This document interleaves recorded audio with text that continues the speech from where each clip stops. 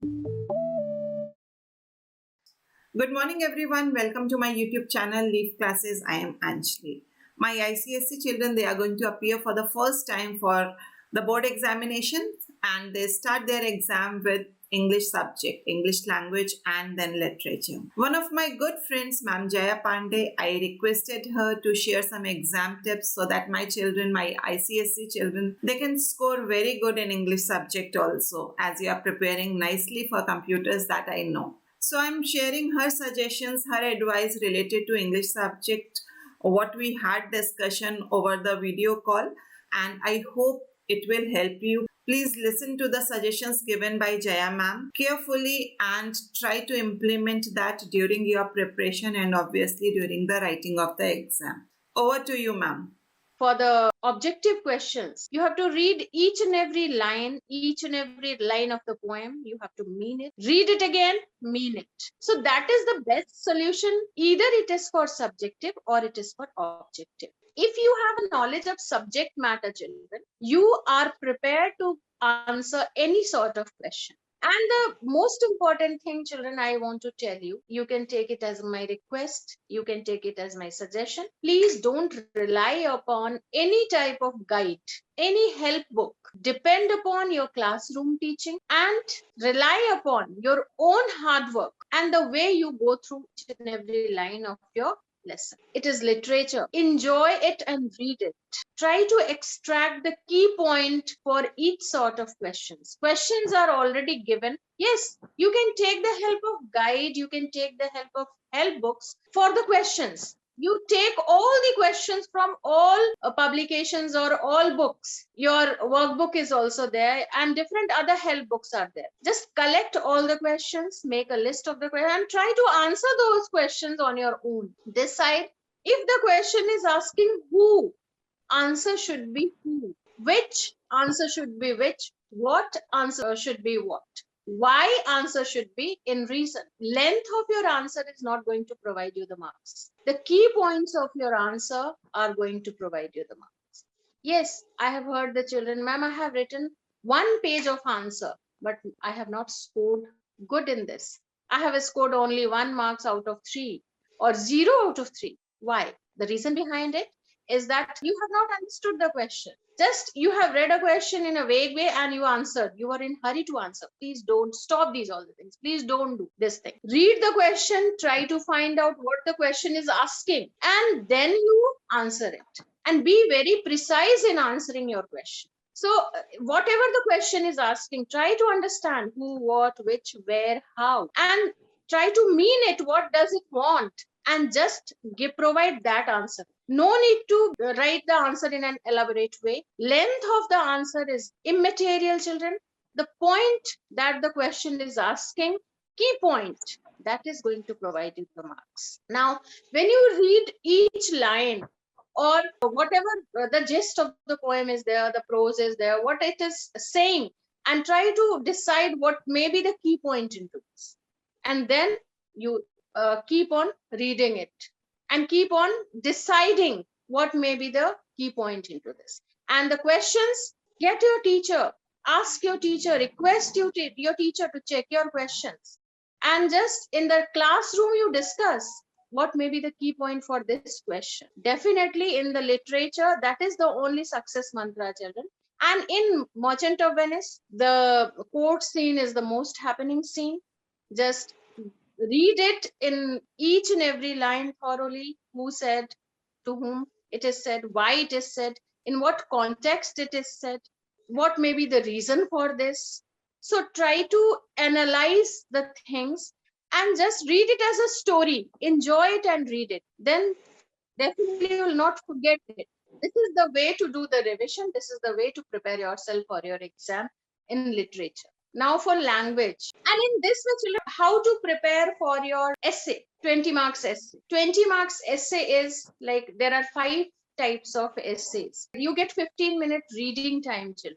Utilize your time in reading the questions properly. Read your question properly, read all the questions of the essays, and then try to collect your ideas. Try to frame an idea into your mind, children, for each question, each sort of question.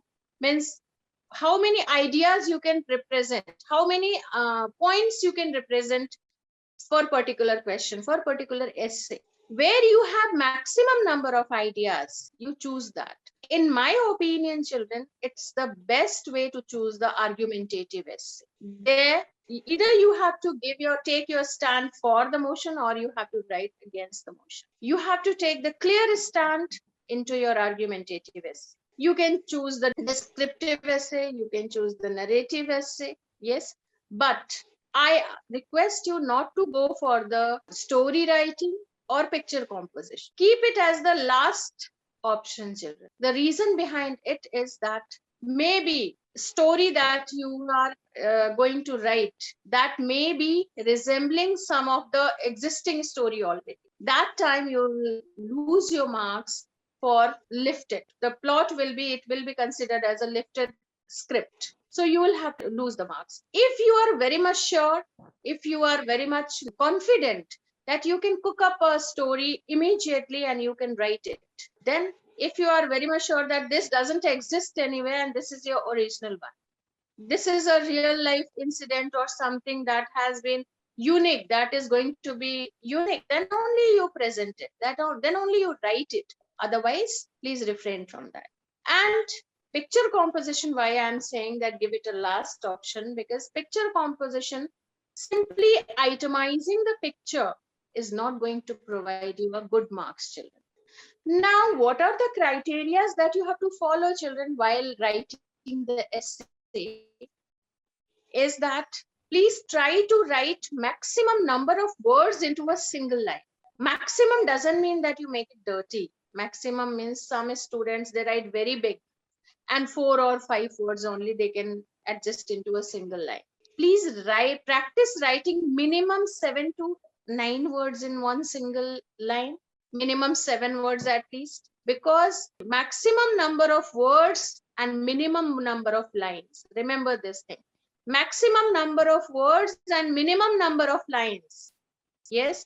Remember, this is the thing, like each and every line according to the words are checked minutely with, it doesn't mean that you have to make for other lines, you have to make the grammatical error. No, you have to be very perfect in every, but try to write maximum number of words in a single line so that the minimum number of lines are focused as the error frequency. And what are the errors? Errors are 2 types, children, major errors and minor errors. What are the major errors? Major errors are the tense mistakes, grammatical errors, children. They are the major errors using the Hindi words like papa, mama, kaka, chacha. You are in habit of speaking that. If you are including that in your essay, means Hindi words you are including, that is also considered as a major error. SMS words, we are in habit of, due to pandemic, these last 2 years pandemic, we are prone to use mobile phones, social messaging and all. Now, children, stop these all the things, and while representing yourself in a graphical mood in your exam, please don't use any SMS language or SMS word, because that is also considered as major error. Now, what are the minor errors? Spelling mistakes, punctuation mistakes, repetition of the same error again and again. Okay, they are considered as the minor errors. So while writing your essay, I suggest you, children, please write short sentences, simple sentences. Do not try to use the ornamental words in your essay to enhance, to show that, to pose it. So simple sentences, very short sentence. And there, if you write short sentences, you will avoid mistakes. You will not make mistakes. So in that way, all the things you can use in your essay to make a good essay. Now the letter. In letter, you can score maximum 9 out of 10. I suggest you, children, to choose to go for the formal letter. Why? Because formal letter consists of 3 marks in its format. Because in letter format and its body, providing the key point that the question is asking. Suppose a question is like, request your principal to introduce German classes, German language in your school as a third language. Suppose an example, simple example. So what you will write in your introduction part? Introduction. Why do you want the German language? Okay, your introduction as well as the which language you want to present there, that should be there. Second, in the explanation, why do you want the German language? Minimum 2 reasons, 3 reasons must be there in your explanation. Now in the conclusion, children, conclusion, what are the advantages of putting German language? Why are you advocating those German language? There is definitely some reason that you have written the letter to your principal, you are writing a letter to your principal to introduce German language. What are the reasons? What are the advantages of that? In the conclusion you mentioned, and these things, just use your presence of mind. If the question is asking, then definitely you have to put. Suppose the question is not asking and the requirements are hidden into the question, then use your mind, presence of mind, and try to put it. And be very sure that in the letter you write 3 paragraphs: introduction, explanation, and conclusion. In salutation of your formal letter, don't go for anything else. Simply you write sir or madam. Contracted forms are not encouraged or not accepted. Either it is an essay, letter, notice, email, anywhere. Like don't, won't, can't. Please don't use any sort of contracted form. Right? Do not, cannot, will not. All sort of contracted forms are prohibited. It's not accepted. And what will you write in your subscription? Decide only one word for the formal letter: faithfully, yours faithfully. And for your informal letter, you decide yours lovingly, not more than that, nothing else. If you think more about it, then you will get confused and you will make mistakes. So for the formal letter, yours faithfully, and informal letter, yours lovingly. Think about that only. And subscription, in the formal letter, full name; informal letter, first name. This is about the letter. Now come to the notice and email. You must have noticed, children, notice and email is for the same purpose, same reason. What question is there for the notice? The same question is there for the email also. Yes. So while framing the notice, I suggest you, children, please make a neat box in the center of your copy. Yes, I agree. Many of your teachers must be telling you are not getting marks for the box, so why to make box? Yes, it's true that you're not getting marks for the box. But anything you present, children, if a presentation is good, then it looks neat and clean. Then the examiner or the person to whom you're presenting it will be impressed. So what is the best thing is that your presentation of the notice or email must be neat and clean. If you are not making a box and you are writing anywhere, then it will not be centrally aligned. The first criteria of your notice is that it must be centrally aligned. So that is why I suggest you, I request you, please make a box and write the notice. First thing is in the notice is heading. What should be the heading? Heading must be creative. That has to be created according to the topic. What topic is given into that?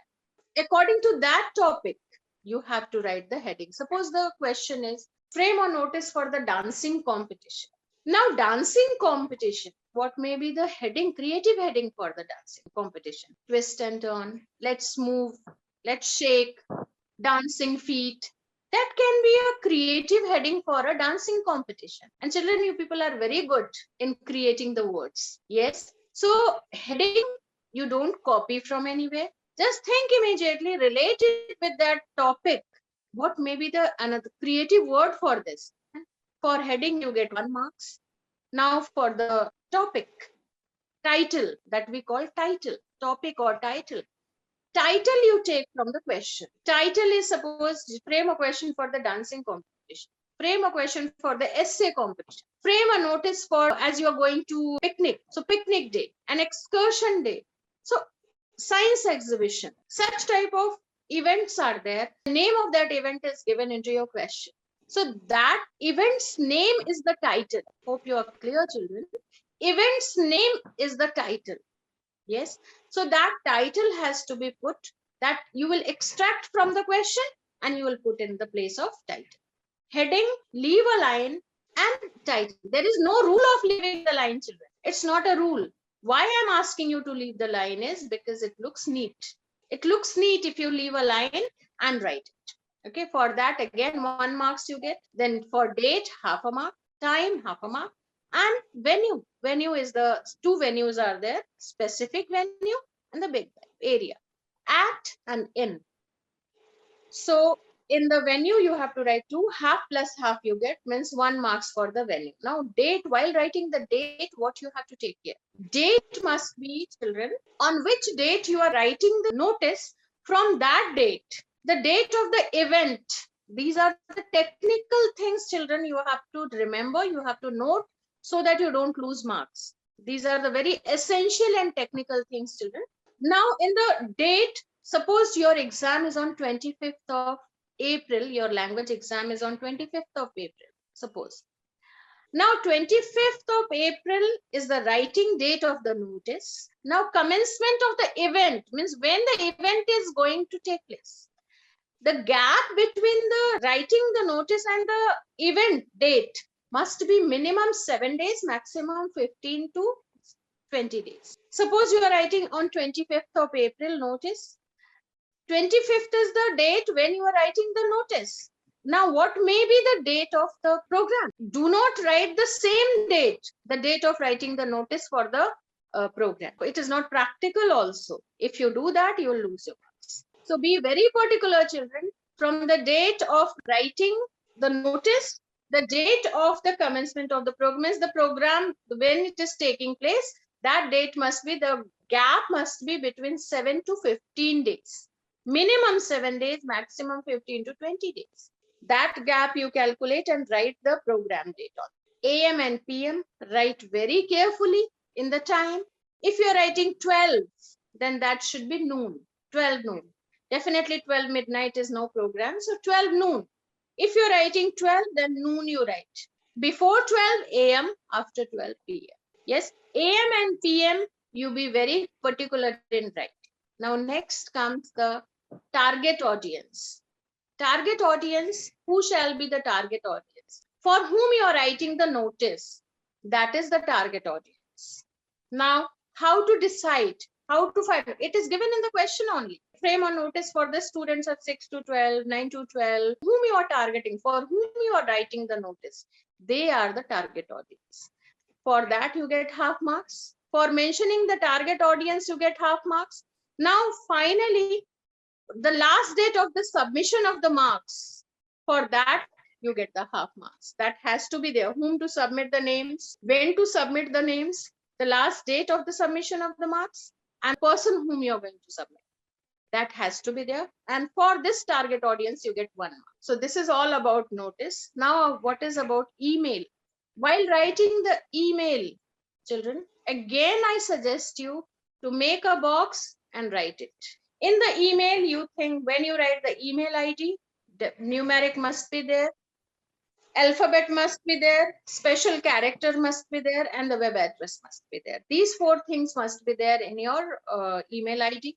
Then the subject, a precise subject, then salutation must be there, opening line, then again the body. In the body, all the information, date, time, venue, same like notice, and in the closing line.